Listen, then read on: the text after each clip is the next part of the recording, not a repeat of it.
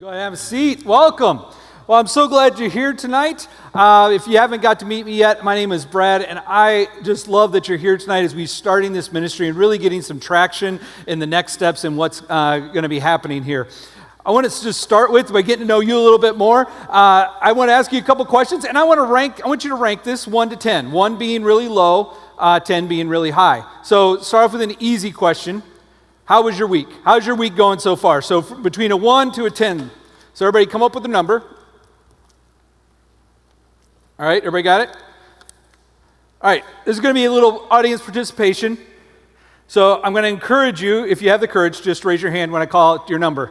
So if you are a 1 or a 2, if you're having a 1 or 2 type week, 3 or 4, 6 or 7, 8 or 9. Anybody having a 10 type of week? 10 type of week? Yes! We have some people with 10 type of weeks. That is awesome and exciting, and I'm glad you're here. Please notice who that was and get around them afterwards. You might want to know why. So I'm so glad that you're here. I got a couple other questions just to get to know you a little bit. The first one is, I want to know what's influenced you in your life. So think about what has influenced you in your life. So we're going to start with easy. We're going to start with music. What type of music, style, genre of music has influenced you in your life? How many would say heavy metal rock has influenced your life? You're my people. Awesome. We need to talk afterwards. How many pop rock, just kind of the pop 40, top 40 type music? How many of you? All right. Classical people out there? These are the smart people, all right. How about this unique genre of people called country? Anybody country? I pray for you. All right, good. All right, now I'm going to give you 2 choices. What's influenced you growing up? SpongeBob or South Park? How many of you would say SpongeBob was more influential to you? Anybody South Park? Anybody? There you go. Good. How about Harry Potter or Lord of the Rings? So you had to choose. Harry Potter? How many Harry Potter influence? Lord of the Rings? Ooh, that was about a 50-50 split. Awesome. All right, this is going to be just, think of a kid. Think of yourself as a kid here. Popsicles or Pop Rocks? Deep questions of life right here. Popsicles. How many of you are Pop Rock people? How many of you now are going to go try to find Pop Rocks afterwards? There you go. All right, now I think this is the TV genre that I think really identifies who you are and really your future potential in life. I think this comes down to this right here. Full House or Friends? Okay, so you can get this question wrong. I really think you possibly can get this question wrong. So think about this. How many of you are Full House people? Full House really influenced my childhood and my life as I speak to it today. Okay, how many of you are Friends people? The Wonder Years. Yes. All right. So apparently we're a very split group, about 50-50 in those influences. Well, tonight I wanted us to start off at one, it gets a chance to get to know each other a little bit, but also it's really important when you think about life, what has influenced you and who has influenced you. When you are sitting at your spot in life right now, there's so many things that have influenced you, whether you've realized it or not. Some of them are very obvious and some of them are very subtle. For me, one of my biggest influences person in my life was my grandma. Actually, she's still alive. She's in her mid-90s, and she still lives by herself. She's an amazing woman who loves to cook. So if you ever want to just get stuffed with food, go to the middle of nowhere, Iowa, and look for Marjorie, and she'll give you lots of food. She's just this really overly generous, just loving woman. She is just this person in my life that no matter what was going on in my life, she was just there. And I think what I learned and influenced my life was more, not so much as what she said, but how she lived her life. She grew up during the Depression. She grew up sharing stories where there was one year where between her and her sister, they had one pair of shoes, so they took turns every other day going to school.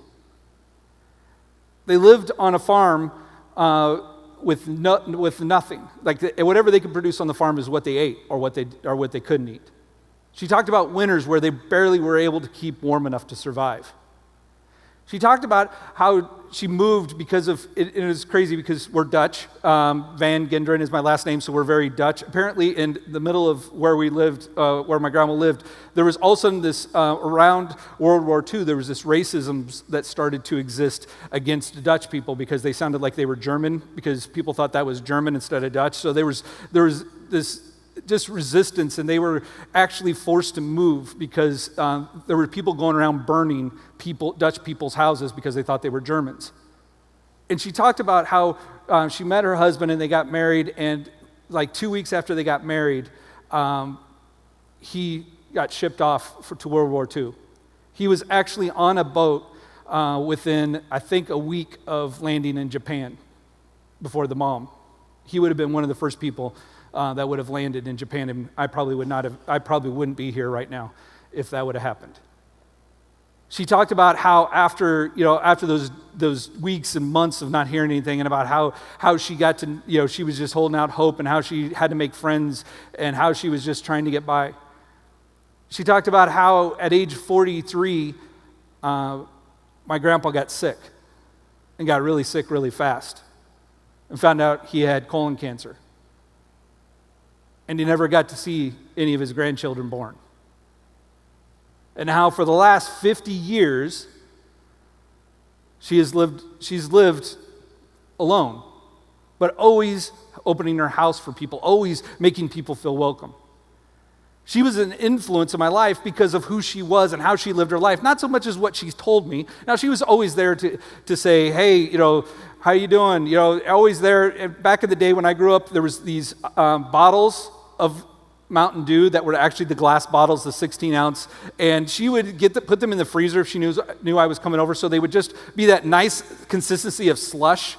So it was like perfect, and she would always have a Mountain Dew for me and just go, hey, how you doing? And just sit there and just let me talk. She was a safe place for me to go.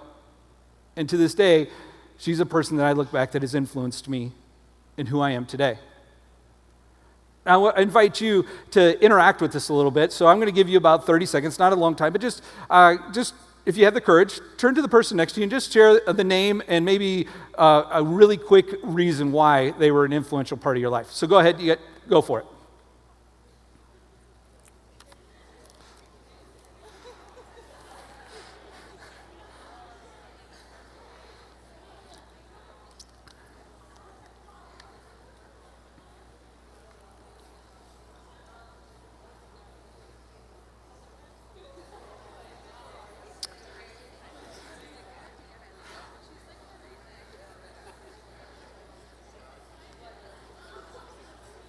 All right, you just found out who the talkative people are sitting around you. So, look, there's a little lesson for you. Maybe afterwards you can get to meet them a little bit more.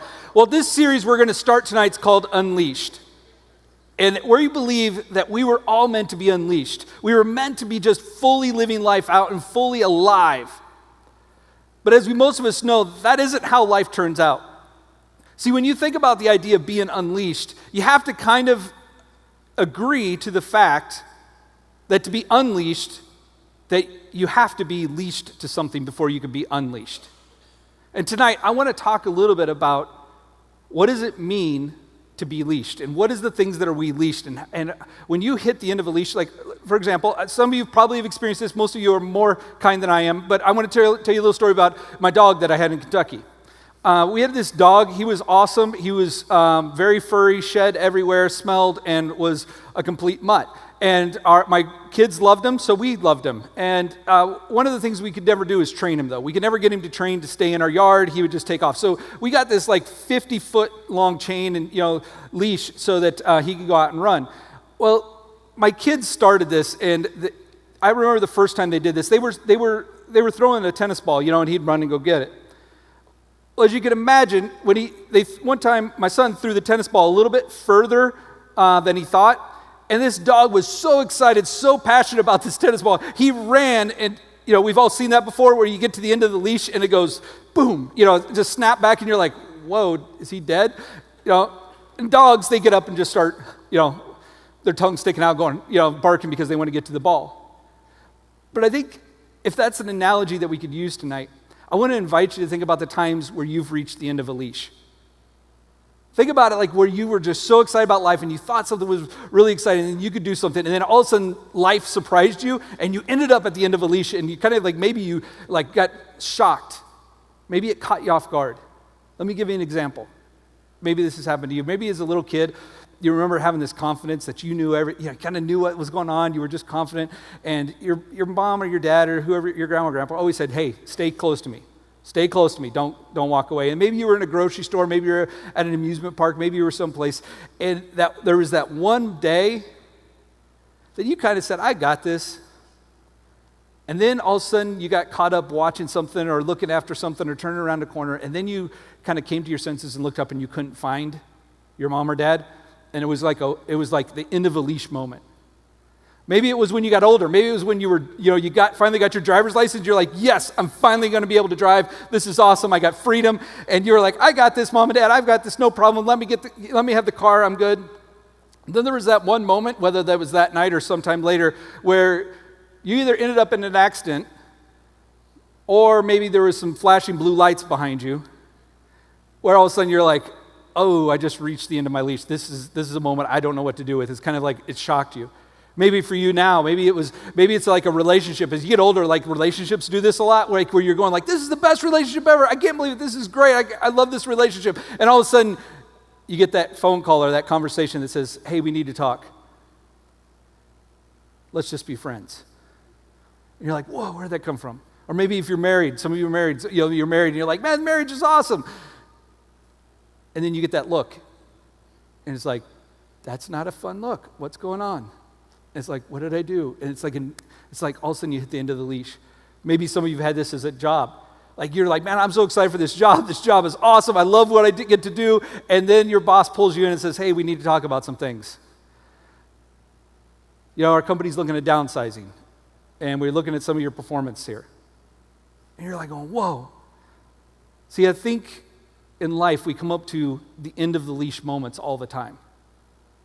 And I think if we're really honest, those are the parts of our lives, those are the times of our lives that are really difficult, but also really define who we are. And a lot of times at those end of the leash moments is when we discover what our future really is going to look like. So tonight I want to share with you a story with a guy that was at an end of leash moment. We're going to read about him. This guy, here's the moment of this guy when we're going to pick up. His mentor and his leader, the person he followed, had just died. He was now in charge of 1 million+ people. Many of these people did not really like him. He really didn't have a lot of leadership experience. He was going to be invited to do something that had been promised for generations. So he had a lot of responsibility. It would be like if your boss all of a sudden got fired, they walked in and said, "Here's your job. By the way, you need to make this $1 million decision by tomorrow. Go." It's sort of where he was. And then to face the challenge he had to face that was right in front of him was a river that was 1 mile long and up to 150 feet deep that he was supposed to take these 1 million people to get across. That was where I believe Joshua hit an end of the leash moment. And I'm going to read Joshua 1:1-8, because I think we can learn how to respond. What do we do in the end of the leash moments? After the death of Moses, the Lord's servant, the Lord spoke to Joshua, son of Nun, Moses' assistant. He said, "Moses, my servant is dead." I'm sure Joshua was going, "Great, God. Thanks for that information. I got it. Therefore, the time had come for you to lead these people, the Israelites, across the Jordan River into the land I'm giving them. I promise you what I promised Moses. Wherever you set foot, you will be on land I have given you. From the Negev wilderness in the south to the Lebanon mountains in the north, from the Euphrates River in the east to the Mediterranean Sea in the west, including the land of the Hittites. No one will be able to stand against you as long as you live, for I will be with you as I was with Moses. I will not fail you or abandon you. Be strong and courageous, for you are the one who will lead these people to possess the land I swore to their ancestors I would give them. Be strong and very courageous. Be careful to obey the instructions Moses gave you. Do not deviate from them, turning either to the right or to the left. Then you will be successful in everything you do. Study the book of instruction continually. Meditate on it day and night, so you will be sure to obey everything written in it. Only then will you prosper and succeed in all you do. This is my command. Be strong and courageous. Do not be afraid or discouraged, for the Lord your God is with you wherever you go. Now, I know reading a passage of Scripture, sometimes that's a tune-out moment, but I invite you just, if you want to go back and read that, there's so much in there. This was Joshua at a place where insecurity, where fear, where just completely being overwhelmed could have stopped him. And he had an end-of-the-leash moment. And I want us to learn, I want us to take three choices that Joshua faced at the end of the leash moment, but I want us to talk about these three choices that we all face at end of leash moments. The first one is, we have to choose, when we hit the end of the leash moment, we have to choose whose ceiling we're going to build on. Whose ceiling are we going to build on? Let me explain this. There's a great leadership people that have talked about this principle. Like you're always you have a choice to build on someone's ceiling. Your floor can be built on someone else's ceiling. Some of you, let me put it a little bit simpler. Some of you are building your life on your parents' ceiling. Like their character, their integrity. Some of you, their finances. You're building on top of them. And some of us kind of have this rebel spirit, and we just kind of destroy. We wipe out everything that's around us. And we say, we're just going to start over and do it ourselves. When you hit an end of leash moment, when you hit a moment, like if you hit a moment where you just don't know what to do and it shocks you, you have a choice to whose ceiling you're going to build your floor. For example, if you hit a moment where you've never been there before, like I was talking to somebody recently that's pregnant. They've never been there before. They hit an end of the leash moment, like, whoa, what do I do now? They had an opportunity to decide, do I just figure this out myself, or do I go build on somebody who's been there before's ceiling? Do I go build my knowledge, my experience off of someone else's ceiling? Maybe it's your job. Maybe you I never got a promotion. I've never been fired. I've never looked for a job. I've never moved to Phoenix, and I'm kind of lost here, and I don't know how to make friends. That's why we're doing these community grow groups, because we want to provide opportunities for you to build on someone else's ceiling. But every time you hit those end of the leash moments, you have a choice. Whose ceiling are you going to build your floor on? Will you just say, I'm not worried about anybody, I'm just going to do this all myself? Or are you going to choose to go and find somebody maybe that's been there before so you could build off their experience, you could learn from their experience? See, Joshua had spent all these years with Moses, which was an amazing leader. And God said, hey, remember everything you learned from Moses. See, Joshua could have said, you know what, I'm just going to, I think I could have done this better. I'm just going to try my own plan. Or he could have learned off of what Moses did. And he chose to learn off of Moses. So I invite you to answer the question when you hit the end of the leash moment, when life surprises you, whose ceiling are you going to build on? Are you going to build on someone else's, or are you going to kind of discover, just wipe it off, and I'll just start from the ground and build your own? I invite you to consider building off of someone else's. Number two, second question is, choose what kind of learner you'll be. When you hit the end of the leash moment, you have to choose what kind of learner you're going to be. Are you going to be teachable? Are you going, at that moment when you don't have a clue, when life's probably a little shocked you and you're kind of in this really uncertain spot, will you take a risk and be teachable? Or will you go no, I got it. I'll take care of this myself. Again, Joshua faced that moment. He was like, whoa, what am I going to do? And God said, hey, here's the deal. Be strong and courageous. I'm with you, but here's two things. One, remember the lessons from Moses. And the second is meditate. Focus on the teachings I have. Keep learning. Keep learning. John Wooden, this was a famous basketball coach. He said it this way: it's what you learn after you know it all that counts. It's what you learn after you know it all that counts. So many times in life, and I think this is the problem that limits people from really advancing and being unleashed for many of us, is, are we still teachable? Are we actively learning from people? Are we actively willing to learn? Or maybe out of insecurity or fear or craziness and chaos of a situation, do we just stop being teachable? If you are in business world, I will guarantee you when you're being interviewed, a smart boss or a smart employer will be, whether they're asking this direct question or whether they're asking generally, they're wanting to know, are you teachable? Do you think that you're bringing everything to the table and that you're an expert at everything? Or are you willing to be teachable? Because the minute you stop being teachable, I think is the minute you start declining. And for a lot of places, your usefulness starts to go away. By the way, here's just an extra thing, I think in the business world, probably in relational world too. The minute you aren't teachable is probably about a day, a week, a month from the moment you start going, why are they getting ahead? Why are they different? Why I've been here longer than them. Why are they advancing? When you start saying the I deserve words, you might have found out that maybe you stop being teachable. And you start to think, I deserve this because of my experience or the length of the time I've been here.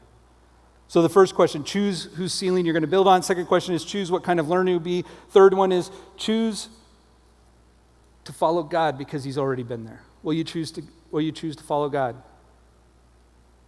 Because he's already been on the other side of the leash. Whatever has stopped you, whatever you got to that point where you got jerked back, he's already beyond the leash. And here's the cool part. He's let you control the leash. You can unleash yourself. You could choose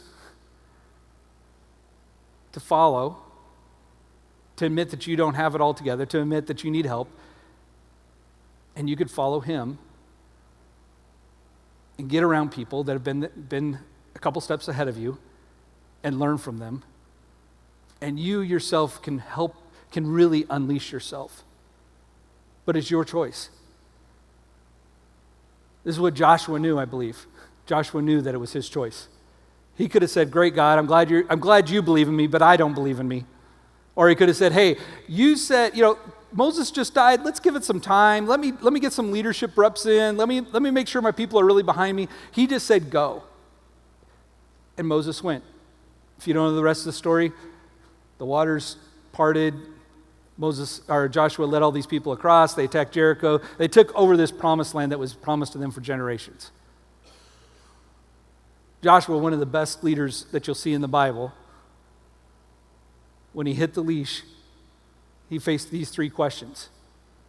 And as we jump in tonight, I just invite you, when you hit a leash, when you hit that moment where it feels like, whoa, I just had my feet taken out. I thought everything was going great and then something happened. I invite you to ask those questions. Whose ceiling are you building on? How are you going to choose to learn? And will you choose to follow what God has planned for you? Will you choose to follow him? I believe if we answer those questions and we struggle with those questions, I believe that God will going to show us some amazing things. Well, tonight we're going to give you some opportunities to jump into community, jump into groups if you want to. These are opportunities for you to maybe dive into those first two areas. Choose to build on someone's ceiling and choose to be a learner. We're just going to give you opportunities. These are 4-week commitments. And not commitments, I'm sorry. These are 4-week long groups. You don't have to commit to 4 weeks. Please go to one tonight, and if you want to go to another one next week, you're free to do that. But they're really designed to provide a discussion, a place where you could learn, a place where you can grow, a place where you could connect with people. Because I would love to see a community, a generation unleashed to be exactly who they were made to be. And I believe it starts with us understanding what are we going to do when we hit that end of the leash moment. Will you pray with me? Jesus, we thank you for what you've been doing, and thank you for giving us those end of the leash moments where all of a sudden, where we think we've got life all figured out or things are going well, and we just hit that end of leash moment where we kind of get a choice to respond. Will we continue to grow and develop? Will we continue to learn? Will we be humble enough to ask someone for help? Jesus, I just invite you into helping us understand where those moments are. Give us the courage to be teachable, and give us the courage to just be around people so that you can work through people to help us understand and see exactly what it means to be free and unleashed. I pray this in Jesus' name. Amen.